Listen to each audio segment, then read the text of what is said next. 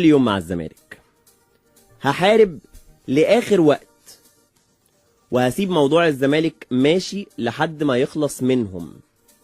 مشي أنا معاك، لقينا حل يبقى خير وبركة. اتكلم أحمد سيد زيزو في هذا الإطار وقال إني أنا بحترم نادي الزمالك وبحترم أكل عيشي، وبالتالي أنا لحد آخر لحظة ليا جوه نادي الزمالك هكون بتمرن، سواء كانت اللحظة دي كمان كام شهر بينتهي بيها العلاقة أو مددنا أو جددنا التعاقد في الفترة اللي جاية. اتكلم زيزو في نفس الإطار على قصة التوقيع للأهلي. قال زيزو أنا ما وقعتش للأهلي وماليش دعوة بابا وقع على إيه ولا خد شيكات ولا لأ. الناس بتقول مخلص كل حاجة، وانا لو كنت مخلص كنت هروح جنوب افريقيا في رحلة 17 ساعة قاعد فيها في كرسي في نص الطيارة بين اتنين معرفهمش، وسافرنا سفرية من غير ولا جيم ولا سبا ولا ملاعب ولا حتى فندق كويس. ما كان اولى اريح نفسي وامسك رجلي، ومش هدعي الاصابة، انا كده كده رجلي فعلا وجعاني. انا محتاج فعلا اريح وتر اكيلس اللي جاله التهابات قد كده من كتر الماتشات اللي لعبتها طول الفترة اللي فاتت. انا اكتر لاعب في الدوري المصري بيلعب ماتشات، بتكلم على المباريات ودقائق اللعب في المباريات، وعمره ما اشتكى، فبالتالي كان طبيعي يحصل لي التهابات. انا اصلا محتاج راحة، فلو اتعمل اي سونار هيتعمل من الاشعة دي ان انا محتاج على الاقل راحة 3 اسابيع علشان اريح وتر اكيلس، ده غير ركبتي اللي ما بعرفش اطلع السلم بسببها. لكن هل حد حس بده في وقت من الاوقات؟ أكمل زيزو وهو بيتكلم عن فكرة إنه لم يوقع للأهلي، وإن ماليش دعوة ببابا وقع على حاجة ولا خد شيكات ولا لأ، وقال الأهلي نادي محترم وبحترمه زي ما بحترم الزمالك وجمهوره، وحقي إن ألعب فيه، وعلى فكرة التاريخ مش بيتمسح. أنا طلبت من الزمالك وإحنا بنجدد شيكات مكتوبة بس عشان أضمن حقي، لأن العقد شريعة المتعاقدين. هل ده بطلب حاجة غير الطبيعي؟ انا ما بقولش ان انا بشكك في حاجة، بس ما اي حد هيديني وعد ممكن في يوم من الايام ما يكونش موجود، او يقول انا زيزو ما بقاش لعيب بالنسبة لي مهم، مش هنفذ الاتفاق. ما نفس القصة دي حصلت لي لما كنت عربيتي كانت هتتسرق من النادي واتعمل بيها حادثة، وكنت هعمل محضر سرقة، فممدوح عباس قال لي ما تعملش كده عشان ما يحصلش مشكلة للنادي وانا هصلحها لك.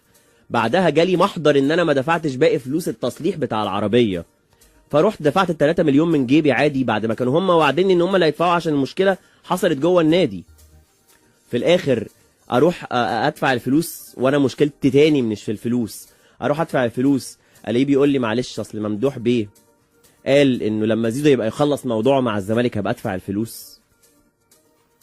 عموما انا بس بسأل سؤال، نفسي اعرف ليه تخسر واحد اثبت لك اكتر من مرة انه بيحبك وانه بيضحي عشان يكمل معاك. سألنا زيزو ماذا بعد، فكانت اجابته كالتالي: مش همسك قلم وامضي غير لما احسم موضوع الزمالك، وده اللي قلته لبابا. مش همسك قلم وامضي لاي نادي غير لما احسم موضوع الزمالك، وده اللي قلته لبابا. ده ردا على نقطة انه في كلام انه والده هو اللي وقع للأهلي نيابة عنه. قال ممكن في الإعلانات أو في العقود التجارية، لكن توقيع عقد لاعب كرة غير قانوني أن يوقع لي حد، وأنا ما وقعتش لأي نادي. أبويا لحد مارس ما قعدش مع ولا نادي احتراما للنادي ولرغبتي، رغم أنه كان بقاله 3 شهور متاح لي أنه يجتمع مع أي نادي مع كثرة العروض. أنت اللي خليت لي اختيارات موجودة قدامي ومن حقي اختار، زي ما انت سوفتني كل الفترة اللي فاتت ديت. سألت زيزو ايه اللي هيحصل بعد كده؟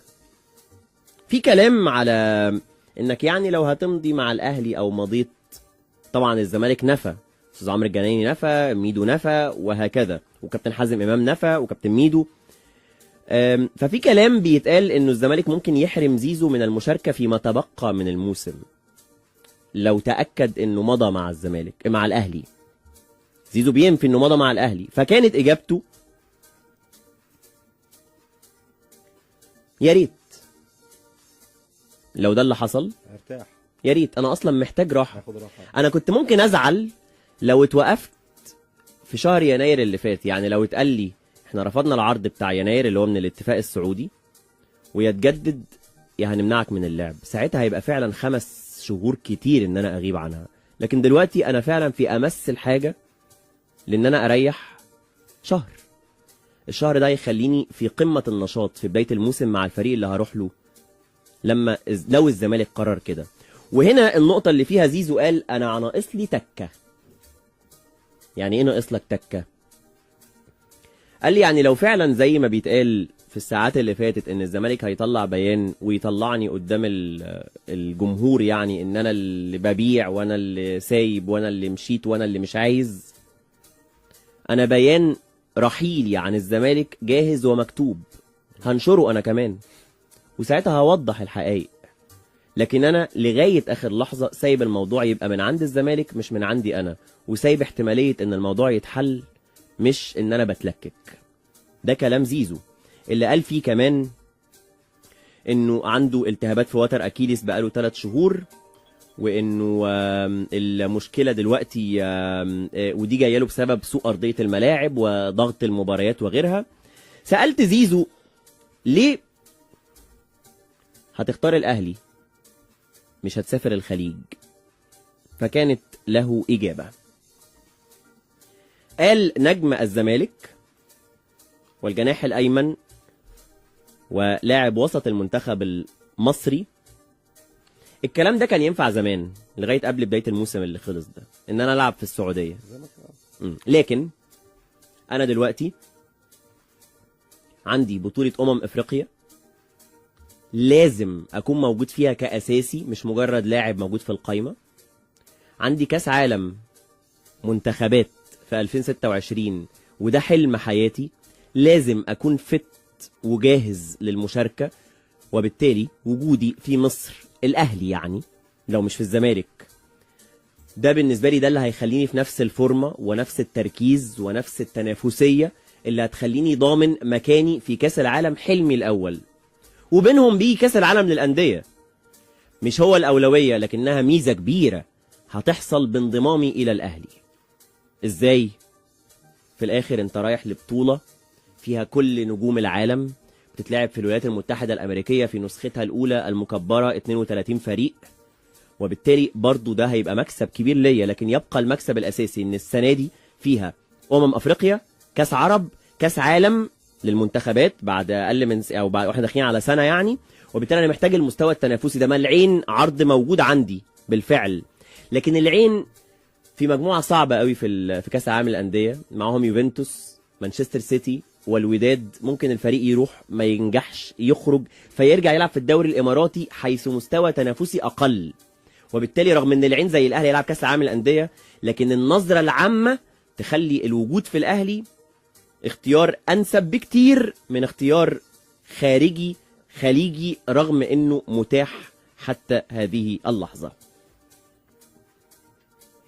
زيزو قال في تصريحاته وكلامه معايا فجر اليوم تحديدا الساعه 3:15 انه الموضوع بالنسبه له انه لاعب محترف، وانه هيفضل يلعب لحد اخر ثانيه، وانه بينتظر تحديد الموقف علشان يشوف هيوصل لفين.